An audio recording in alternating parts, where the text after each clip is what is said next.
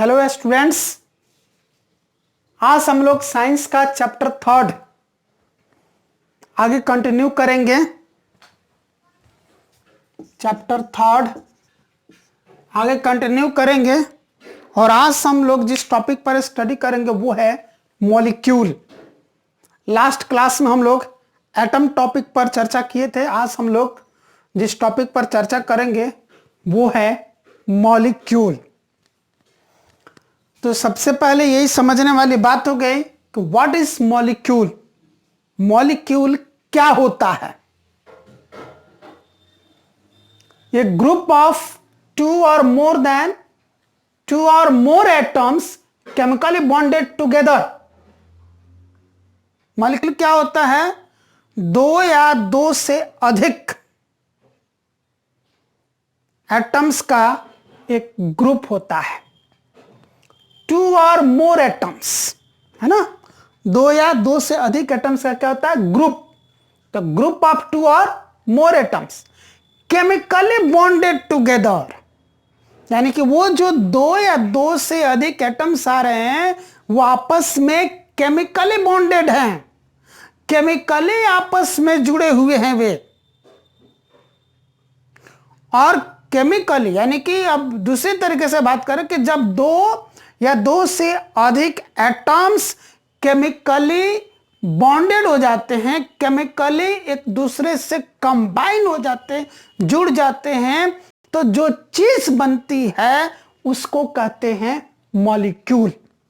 यानी कि जब दो या दो से अधिक एटम्स केमिकली कंबाइन कर लेते हैं, केमिकली बॉन्डेड हो जाते हैं, तो जो रिजल्ट आता है, जो चीज बनता है, उस रिजल्ट को, उस चीज को हम लोग मॉलिक्यूल कहते हैं। तो क्या हुआ डेफिनेशन? मॉलिक्यूल दो या दो से अधिक एटम्स का एक ग्रुप है जो केमिकली बॉन्डेड हैं, केमिकली कंबाइंड हैं टुगेदर, एक साथ। इन अनदर वर्ड्स हम कह सकते हैं the smallest particle of a substance which is capable of independent existence and which shows all the properties of that substance। मतलब मॉलिक्यूल क्या है? The smallest particle of a substance, एक substance का सबसे छोटा particle which is capable of independent existence। वो जो छोटा पार्टिकल सब्सटेंस का वो इंडिपेंडेंट एक्सिस्टेंस के लिए कैपेबल है, वो इस लायक है कि इंडिपेंडेंट, स्वतंत्र रूप से अकेले एग्जिस्ट कर सकता है। अगर वो अकेले इंडिपेंडेंट एग्जिस्ट नहीं करेगा तो फिर वो मॉलिक्यूल नहीं कहलाएगा, वो एटम होता है। किसी भी सब्सटेंस का स्मॉलेस्ट पार्टिकल क्या होता है? एटम। पढ़ा था ना, what is atom? The tiniest particle of a matter which cannot be seen with our naked eyes and which cannot be further broken, but its constituent particles can be separated। इन्हें पढ़ा था। Atom क्या होता है? किसी भी matter का, किसी भी पदार्थ का सबसे छोटा कण होता है एटम, जिसे हम अपनी नंगी आंखों से नहीं देख सकते हैं और जिसे हम और अधिक नहीं तोड़ सकते हैं। हम उसके कंस्टिट्यूएंट पार्टिकल्स को उससे अलग कर सकते हैं, वो होता है एटम। अब वो एटम इंडिपेंडेंटली एग्जिस्ट कर भी सकता है, नहीं भी कर सकता है,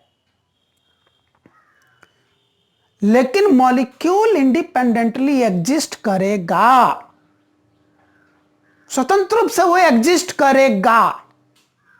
मॉलिक्यूल है, यानी कि मॉलिक्यूल किसी भी सब्सटेंस का, किसी भी मैटर का वो छोटा कण है, वो छोटा पार्टिकल है जो इंडिपेंडेंटली एग्जिस्ट कर सकता है। ये ध्यान देने वाली बात है। And which shows all the properties of that substance, और जिस सब्सटेंस का वो छोटा पार्टिकल है वो उस सब्सटेंस का सारी की सारी प्रॉपर्टी जो उसके अंदर होती है वो सब्सटेंस कुछ भी हो सकता है ना, वो सब्सटेंस एक एलिमेंट भी हो सकता है और एक कंपाउंड भी हो सकता है। यानी कि एक एलिमेंट का वो सबसे छोटा पार्टिकल जो इंडिपेंडेंटली एग्जिस्ट कर सकता है और जो उस एलिमेंट के सारे प्रॉपर्टीज को शो करता है, वो उस एलिमेंट का मॉलिक्यूल है। या किसी कंपाउंड का सबसे छोटा पार्टिकल, सबसे छोटा कण जो इंडिपेंडेंटली एग्जिस्ट कर सकता है और वो उस कंपाउंड के सारे प्रॉपर्टीज को शो करता है, तो वो उस कंपाउंड का मॉलिक्यूल होगा। सब्सटेंस एलिमेंट भी हो सकता है और कंपाउंड भी हो सकता है। पीछे की क्लासेस में हमने अच्छी तरह से आपको समझाया था कि एलिमेंट क्या है और कंपाउंड का और दोनों में डिफरेंस क्या है। तो हम दो तरीके से मॉलिक्यूल को डिफाइन कर सकते हैं। एक तरीका यह है, molecule is a group of two or more atoms chemically bonded together, that's all. दूसरा डेफिनेशन हम ये लिख सकते हैं कि molecule is the smallest particle of a substance, that is element or compound, which is capable of independent existence and which shows all the properties of that substance. For example, O2 यह एक molecule हो गया। क्या इसमें दो atoms है, एक oxygen और दूसरा ऑक्सीजन, ये एक अलग एटम है, एक दो अलग एटम है, दोनों केमिकली कंबाइन कर गया, केमिकली बॉन्डेड टुगेदर हो गया, तो ये O2 बना लिया, तो O2 मॉलिक्यूल हो गया जी। CH4 एक मॉलिक्यूल हो गया। यहां पर एक कार्बन का एटम है, ये हाइड्रोजन का एटम है, ये भी हाइड्रोजन का एटम है, ये भी हाइड्रोजन का एटम है, ये भी हाइड्रोजन का एटम है। 5 एटम हो गए, 1 2 3 4 5, पांचों एटम क्या किए जी, केमिकली कंबाइन हो गए और बना दिया CH4। ये मॉलिक्यूल हो गया मीथेन का। मीथेन एक सब्सटेंस है, उसका ये हो गया। अब ऑक्सीजन जो सब्सटेंस था वो एलिमेंट है, मीथेन जो सब्सटेंस है वो कंपाउंड है। यानी कि O2 हो गया एक एलिमेंट का मॉलिक्यूल, CH4 हो गया एक कंपाउंड का मॉलिक्यूल। अब इसी लॉजिक पर मॉलिक्यूल हो गए दो तरह के। इसी लॉजिक पर मॉलिक्यूल कितने तरह के हो गए, दो तरह के हो गए। पहला हो गया मॉलिक्यूल्स ऑफ एलिमेंट्स और दूसरा हो गया मॉलिक्यूल्स ऑफ कंपाउंड्स। अब मॉलिक्यूल्स ऑफ एलिमेंट्स नाम से ही पता चल रहा है कि किसी एलिमेंट के दो या दो से अधिक एटम्स केमिकली कंबाइन करके, केमिकली बॉन्डेड टुगेदर हो करके एक मॉलिक्यूल बनाए हैं। और यहां नाम से ही पता चल रहा है मॉलिक्यूल्स ऑफ कंपाउंड्स, यानी कि किसी कंपाउंड को बनाने के लिए अब एक एलिमेंट नहीं, एक से अधिक एलिमेंट्स के एटम्स आपस में मिल करके मॉलिक्यूल बनाए हैं। तो मॉलिक्यूल्स ऑफ एलिमेंट्स का डेफिनेशन क्या हो गया, ए group of two or more atoms of a same element, a group of two or more atoms of a same element chemically bonded together।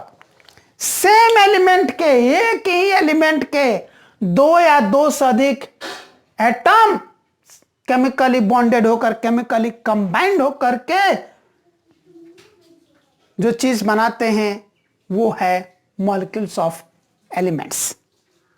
Example के लिए ऑक्सीजन है, तो ऑक्सीजन का एक एटम हो और एक और एटम हो, दो एटम हो गए।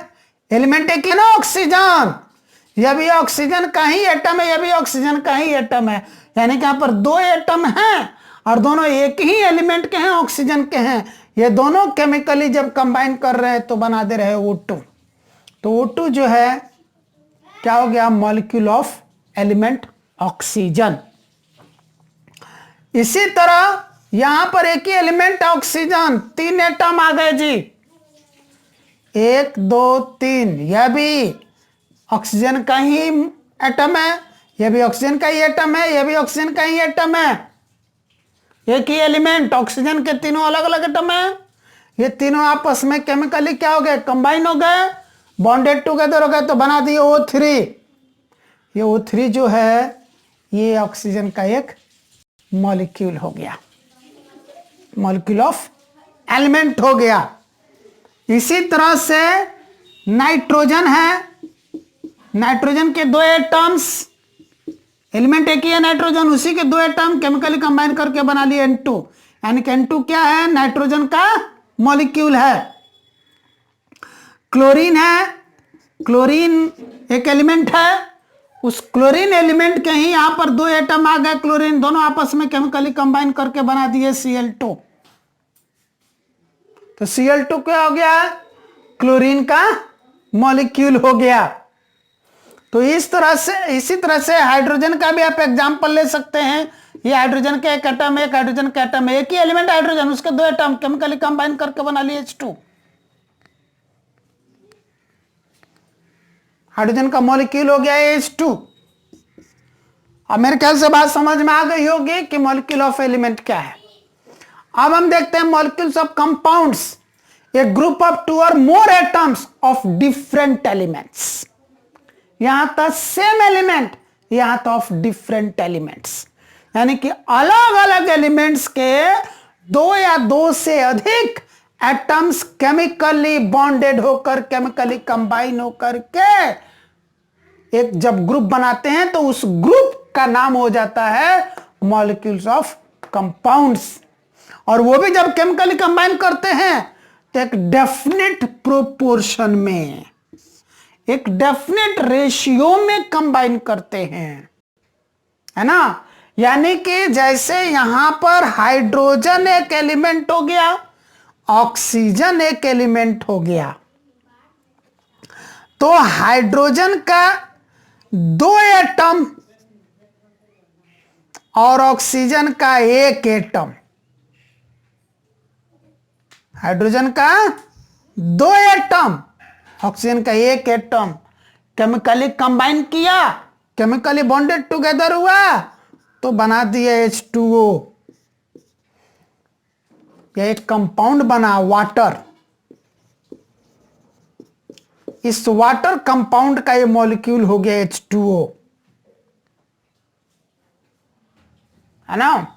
यानी कि यहां पर वही कहा था, अ ग्रुप ऑफ 2 और मोर एटम्स, दो या दो से अधिक एटम्स का ग्रुप, और वो एटम किसके हैं, ऑफ डिफरेंट एलिमेंट्स, अलग अलग एलिमेंट्स के हैं।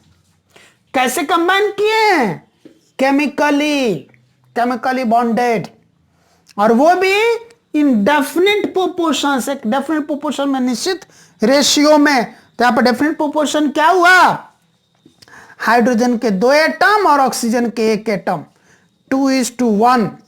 बाई एटम बात करें तो 2:1 में ये कंबाइन हुए हैं। बाई मास बात करेंगे तो हाइड्रोजन का मास कितना होता है, 1, दो हाइड्रोजन का मास कितना हो जाएगा, 2 हो जाएगा, और एक ऑक्सीजन का मास कितना होता है, 16, 16, 2 1 जा 2, 2 8 जा 16, बाई मास ये बन जाएगा 1/1:8, 1:8। तो जो वाटर है वो वाटर चाहे कहीं से भी आया है, चाहे वो वाटर रिवर का है, कैनाल का है, लेक का है, पॉन्ड का है, या अंडरग्राउंड वाटर हैंडपंप से निकाला गया, अंडरग्राउंड वाटर टैप से निकाला गया मोटर की मदद से, या ट्यूबवेल की मदद से निकाला गया है, चाहे वो रेन वाटर है, चाहे वो वाटर अर्थ के सरफेस का है, किसी और प्लैनेट के सरफेस से आया है, चाहे वाटर लिक्विड स्टेट में, चाहे वो सॉलिड स्टेट में, चाहे वो गैसेस स्टेट में है। सॉलिड स्टेट में आइस के फॉर्म में है, गैसेस स्टेट में वेपर के फॉर्म में है तो वाटर ही ना। ये वाटर चाहे कहीं का भी हो, किसी भी सोर्स का हो, किसी भी प्लैनेट का हो, किसी भी स्टेट में हो, वाटर है। तो उसमें वाटर बनने के लिए दो ही एटम हाइड्रोजन के और एक ही एटम ऑक्सीजन का यूज हुआ है, यानी कि बाई एटम 2:1 का रेशियो ही है वहां पर। बाय मास 1:8 का ही रेशियो है। यानी कि जब भी कंपाउंड का मॉलिक्यूल बनता है तो 2 या 2 से अधिक एलिमेंट्स के, है ना, 2 या 2 से अधिक एलिमेंट्स के 2 या 2 से अधिक एटम्स एक डेफिनेट प्रोपोर्शन में, एक डेफिनेट रेशियो में केमिकली कंबाइन करते हैं तो एक ग्रुप तैयार होता है, ग्रुप ऑफ एटम्स। उसी ग्रुप ऑफ एटम्स को हम लोग मॉलिक्यूल्स ऑफ कंपाउंड्स कहते हैं। तो एक बार फिर से पूरा डेफिनेशन में पढ़ दूं, a group of 2 or more atoms of different elements chemically bonded together in definite proportions। ये डेफिनेशन हुआ मॉलिक्यूल्स ऑफ कंपाउंड्स का। एक और एग्जांपल हम लोग ले लें, CO2 कार्बन डाइऑक्साइड कैसे बना? कार्बन का एक एटम, ऑक्सीजन के 2 एटम, 2 एलिमेंट आ गए ना, एक एलिमेंट है कार्बन, दूसरा एलिमेंट है ऑक्सीजन। कार्बन एलिमेंट का एक एटम और ऑक्सीजन एलिमेंट के 2 एटम केमिकली कंबाइन कर लिए तो बना दिया CO2 कार्बन डाइऑक्साइड। अब ये कार्बन डाइऑक्साइड कहीं भी किसी भी प्लेनेट का हो, किसी भी स्टेट में हो, सॉलिड लिक्विड गैस स्टेट में कार्बन डाइऑक्साइड है तो अपर बाई एटम रेशियो कितना बनेगा? 1:2 का, 1 फॉर कार्बन 2 फॉर ऑक्सीजन। इसी तरह बाई मास निकालेंगे तो बाई मास कितना हो जाएगा? कार्बन का मास हो गया 12, ऑक्सीजन का 16, 2 ऑक्सीजन है, कितना हो जाएगा? 16 2 जा 32, 12:2 32 कैंसिल हो सकता है ना, 4 3 जा 12, 4 8 जा 32, 3:8 बाई मास 3:8, बाई एटम 1:2 के रेशियो में कंबाइन करेगा कभी भी। अगर कार्बन का एक एटम है और ऑक्सीजन का एक एटम आया, 2 डिफरेंट एलिमेंट हो गए, कार्बन हो गया, एक ऑक्सीजन हो गया, दोनों के एक एटम आकर के कंबाइन कर लिए, क्या बना देगा जी? CO carbon monoxide. अब ये carbon monoxide solid liquid gas में हो या किसी भी प्लेनेट से लिया गया हो, बाई एटम रेशियो कितना है? 1:1। बाई मास कार्बन का 12, ऑक्सीजन का 16, 4 3 जा 12, 4 4 जा 16, 3:4 हो जाएगा बाई मास। तो जब भी एक कंपाउंड का मॉलिक्यूल होता है 2 या 2 से अधिक एलिमेंट्स के 2 या 2 से अधिक एटम्स केमिकली कंबाइन करके डेफिनेट प्रोपोर्शन में बनाते हैं एक ग्रुप। उसी ग्रुप को बोलते हैं मॉलिक्यूल्स ऑफ कंपाउंड्स। यानी कि what is molecules of compounds? A group of 2 और more atoms of different elements chemically bonded together in definite proportions. Next है एटोमोसिटी। एटोमिसिटी क्या है? The number of atoms of an element constituting A molecule. एक atom के एक element के कितने atoms, number of atoms, atom की संख्या, कितने एटम किसके? ऑफ एन एलिमेंट, एक एलिमेंट के, कंस्टिट्यूटिंग ए मॉलिक्यूल, एक मॉलिक्यूल बनाते हैं। एक एलिमेंट के कितने एटम्स आपस में मिलकर एक मॉलिक्यूल बनाते हैं? जितने एटम्स मिल करके एक एलिमेंट के जितने एटम्स मिल करके एक मॉलिक्यूल बनाते हैं उन एटम्स की संख्या को हम लोग एटोमिसिटी कहते हैं। किसी एक एटम के जितने भी किसी एक एलिमेंट के जितने भी एटम्स मिल करके केमिकली कंबाइन करके केमिकली बॉन्डेड होकर के एक मॉलिक्यूल बनाते हैं, उन एटम्स की संख्या को हम उस एलिमेंट की एटोमोसिटी कहते हैं। एग्जाम्पल के लिए यहां पर अगर हमारे पास ऑक्सीजन है तो ऑक्सीजन के 2 एटम आपस में मिल रहे हैं ना।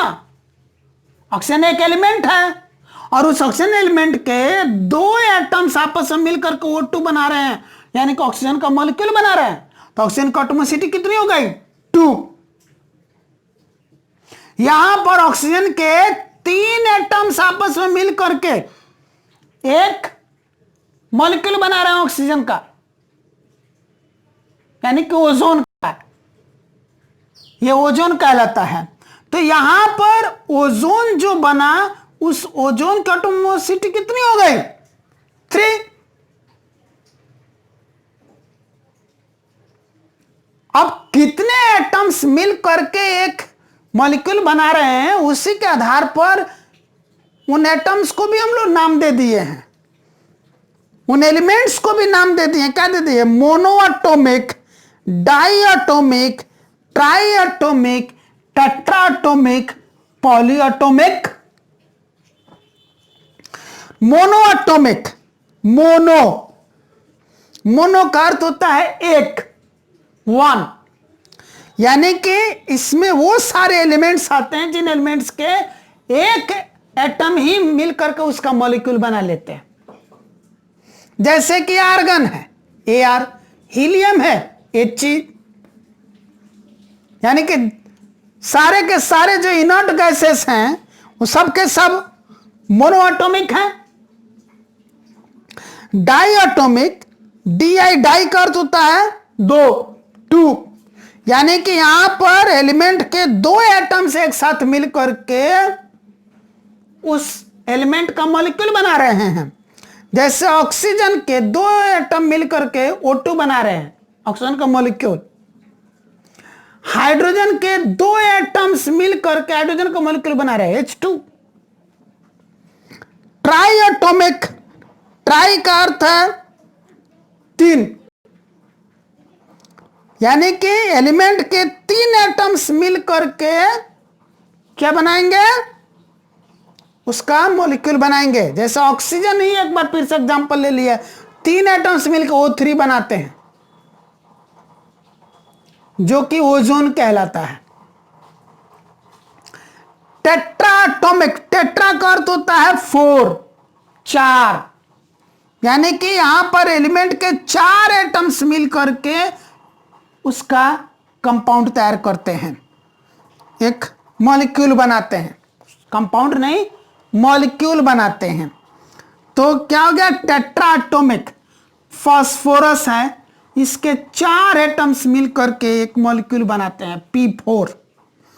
पॉलीएटॉमिक, पॉली का अर्थ होता है मेनी, यानी कि जहां पर किसी एलिमेंट के बहुत सारे, यानी कि अब चार से अधिक, चार तक का अलग नाम तो हो गया, मोनो, डाई, ट्राई और टेट्रा। मोनोएटॉमिक, डाइएटॉमिक, ट्राइएटॉमिक और टेट्राएटॉमिक। अब चार से अधिक वाले को पॉलीएटॉमिक बोल देंगे, ऐसे एलिमेंट जिसके चार से अधिक एटम्स एक साथ मिलकर उसका मॉलिक्यूल बनाते हो। जैसे कि सल्फर हो गया, एसेट, सल्फर के 8 एटम्स मिलकर के उसका मॉलिक्यूल एसेट बना रहे हैं। तो इस तरीके से एटॉमिसिटी क्या हो गई? Number of atoms of an element consisting of molecule. एक एलिमेंट के एटम्स की संख्या जो आपस में मिलकर उस एलिमेंट का मॉलिक्यूल बनाती है। यानी कि इस हिसाब से आर्गन की एटॉमिसिटी हो गई 1, हीलियम की एटॉमिसिटी 1, ऑक्सीजन की एटॉमिसिटी 2, हाइड्रोजन की एटॉमिसिटी 2, यहां ऑक्सीजन यानी कि ओजोन में ऑक्सीजन की एटॉमिसिटी 3, फास्फोरस की एटॉमिसिटी 4 और सल्फर की एटॉमिसिटी 8। ये हो गया। तो आज हम लोग मॉलिक्यूल देखें। नेक्स्ट क्लास में हम लोग आयंस और वैलेंसी पढ़ेंगे। आयंस और वैलेंसी। Thank you.